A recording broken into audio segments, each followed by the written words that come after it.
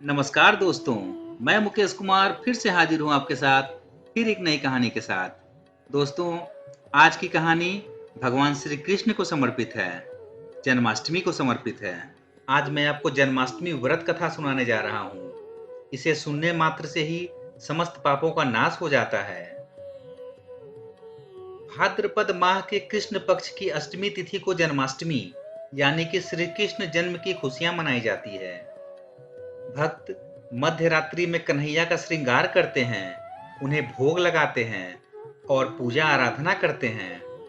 इसी के साथ मुरलीधर के जन्म की कथा सुनते हैं।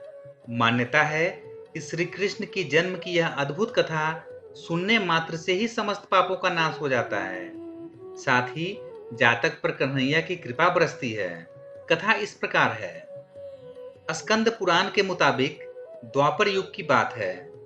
उन दिनों मथुरा में उग्रसेन नाम के राजा हुए, लेकिन स्वभाव से वे बिल्कुल सीधे साधे थे। यही वजह थी कि उनके पुत्र कंस ने ही उनका राज्य हड़प लिया और स्वयं मथुरा का राजा बन बैठा। कंस की एक बहन थी जिनका नाम था देवकी। कंस उनसे बहुत स्नेह करता था। देवकी का विवाह वसुदेव से तय हुआ तो विवाह संपन्न होने के बाद कंस स्वयं ही रथ हाँकते हुए बहन को ससुराल छोड़ने के लिए रवाना हुआ। स्कंद पुराण के अनुसार जब वह बहन को छोड़ने के लिए जा रहे थे, तभी एक आकाशवाणी हुई कि जिस बहन को वह इतने प्रेम से विदा करने स्वयं ही जा रहा है, उसी बहन का 8वां पुत्र तेरा संहार करेगा। यह सुनते ही कंस क्रोधित हो गया और देवकी और वसुदेव को मारने के लिए जैसे ही आगे बढ़ा, तभी वसुदेव ने कहा कि वह देवकी को कोई नुकसान न पहुंचाए। वह स्वयं ही देवकी की 8वीं संतान कंस को सौंप देगा। इसके बाद कंस ने वसुदेव और देवकी को मारने के बजाय कारागार में डाल दिया। कारागार में ही देवकी ने 7 संतानों को जन्म दिया और कंस ने सभी को एक एक करके मार दिया। इसके बाद जैसे ही देवकी फिर से गर्भवती हुई, तभी कंस ने कारागार का पहरा और भी कड़ा कर दिया। तब भाद्रपद माह के कृष्ण पक्ष की अष्टमी को रोहिणी नक्षत्र में कन्हैया का जन्म हुआ। तभी श्री विष्णु ने वसुदेव को दर्शन देकर कहा कि वह स्वयं ही उनके पुत्र के रूप में जन्मे हैं।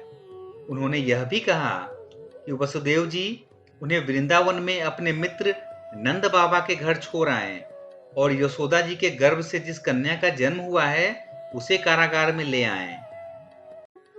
यशोदा जी के गर्भ से जन्मी कन्या कोई और नहीं बल्कि स्वयं माया थी। यह सब कुछ सुनने के बाद वसुदेव जी ने वैसा ही किया। वसुदेव जी ने जैसे ही कन्हैया को अपनी गोद में उठाया, कारागार के सारे ताले खुद ब खुद खुल गए। पहरेदार अपने आप ही नींद के आगोश में चले गए। फिर वसुदेव जी कन्हैया को टोकरी में रखकर वृंदावन की ओर चले। कहते हैं कि उस समय यमुना जी पूरे उफान पर थी। तब वसुदेव जी महाराज ने टोकरी को सिर पर रखा और यमुना जी को पार करके नंद बाबा के घर पहुंचे। वहां कन्हैया को यशोदा जी के पास रखकर कन्या को लेकर मथुरा वापस लौट आए। स्कंद पुराण के मुताबिक जब कंस को देवकी की 8वीं संतान के बारे में पता चला, तो वह कारागार पहुंचा। वहां उसने देखा कि 8वीं संतान तो कन्या है। फिर भी वह उसे जमीन पर पटकने ही लगा कि वह माया रूपी कन्या आसमान में पहुंचकर बोली, रे मूर्ख, मुझे मारने से कुछ नहीं होगा। तेरा काल तो पहले से ही वृंदावन पहुंच चुका है और वह जल्दी ही तेरा अंत करेगा। इसके बाद कंस ने वृंदावन में जन्मे सभी नवजातों का पता लगाया। जिस यशोदा के लाला का पता चला तो उसे मारने के कई प्रयास किए, कई राक्षसों को भेजा, लेकिन कोई भी उसका बाल न बांका कर पाया। तो कंस को यह एहसास हो गया कि नंद बाबा का बालक ही वसुदेव देवकी की 8वीं संतान है।